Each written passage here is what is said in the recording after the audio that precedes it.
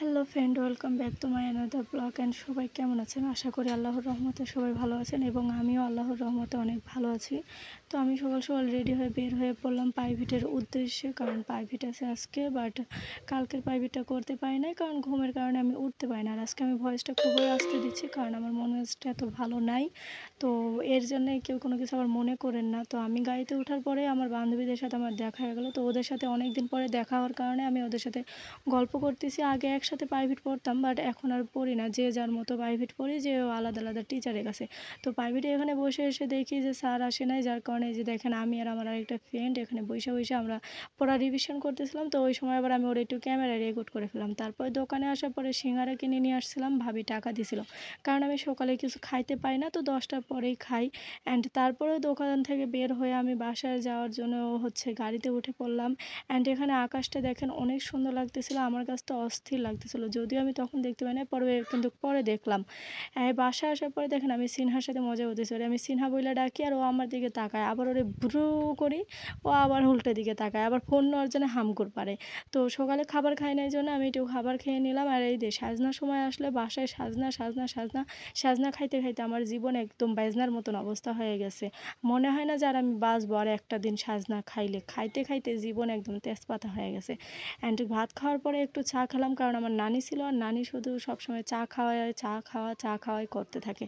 বয়স্ক মানুষ তো চা খায়, তো ওনার যেহেতু খাওয়া হয় তাই আমরাও খাই, কারণ একজনের জন্য তার চা বানানো যাচ্ছে না। বাট আমি কিন্তু চা অতটা খেতে পাই না। আমি চা খেলে আমার জিভায় ফসা পড়বেই, আর আজকেও পড়ে গেছে একদম।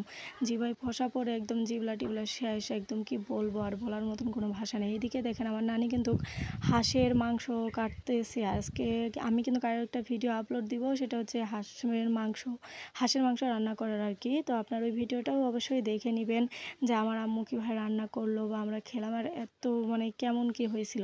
তারপরে এই যে দেখেন আমি সিনারি নিয়ে বসলাম, আমার আম্মু আজকে ঘর বাড়ি লেপতেছে, কিন্তু ওর অবস্থা দেখেন, ও মানে কাঁদে দিয়ে হাত পায়ের অবস্থা এরকম করছে, মনে হচ্ছে ও না, মানে ও ও আমার আম্মু না, ওই লেপছে।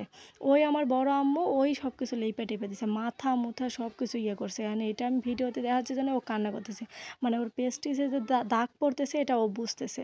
তারপর আমি গোসল করে আসার পরে বসে আছি, মনটা খারাপ একটু ছিল, কোন কারণে সেটা বলবো না অবশ্য, কারণ বলেও লাভ নাই। বাট মানে রোদ তো এই জন্য আর কি মন মেজাজ এতটা ভালো নাই, শরীরও এতটা ভালো নাই, যার কারণে আর কি মন মেজাজ খারাপ করে বসে আছি। কিন্তু আমার নানি আমার মন খারাপ দেখতেই পায় না। আমার নানি খালি আমারে কয়, কী হয়েছে, তুই যেন মন মেজাজ করে থাকিস না, তোর মন মেজাজ দেখলে আমার ভালো লাগে না। মানে দেখছেন, নানি থাকাও কত একটা ভালোবাসার বিষয়, তাই না? তারপর নানি আমার একটা ডিম সিদ্ধ করে দিছিল, যে তুই ডিম খা, তা মন খারাপ করিস না। কিন্তু আমি আবার ডিমের সাদা অংশ বেশি একটা খাইতে পাই না। সিদ্ধ ডিম হলে একটু একটু খাই, আর ডিম পচে হালকা খাই। আমি ডিম কিন্তু খুবই কম খাই, বছরে হাইস্ট গেলে 2 থেকে 3টা ডিম খাই। আমি ডিম খাইতে পারি না, কারণ ডিমের সাদা অংশে গন্ধ লাগে আমার খুবই। আর ডিমের কুসুমটা আমি একটু খাই, তাছাড়া সাদা অংশ তেমন একটা খাওয়া হয় না, কারণ মানে ডিমই এই জন্য বেশি একটা খাই না। একসময় ছিল প্রচুর খেতাম। তারপরে যে দেখেন হাঁস অর্ধেকটা করা হয়ে গেছে, and আমি এখানে দাঁড়িয়ে দাঁড়িয়ে ভিডিও করতেছিলাম, আমার কোলের উপর বাবু ছিল। তো পরবর্তী ভিডিওটা আসবে, সবাই ভালো থাকবেন, সুস্থ থাকবেন।